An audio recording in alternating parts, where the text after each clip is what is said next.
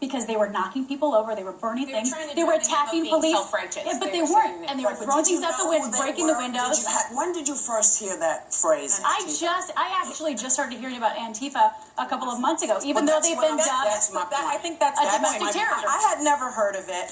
My understanding is that it doesn't have a leader, it doesn't have a headquarters, it's not an organized group. And I do not think that you can compare this Antifa movement with the KKK. No, you can't. Because the KKK has been, terrorizing my community for centuries. So this false equivalency, there's something on both sides, is ridiculous. And I really think if Donald Trump wants to say anything about racism, he has to first talk about his being complicit in that, because he ran a campaign based on racial resentment and fear. Right. His campaign was for angry white people. And he talked about Mexicans being rapists. He talked about a Gold Star Muslim family. He talked about black people. He talked about, he has participated in housing discrimination. And so anything that he says, for me, needs to start with the birther movement. He needs to admit that he is the reason why we are seeing this racial divide in our country. You can't equate. That's not going to happen.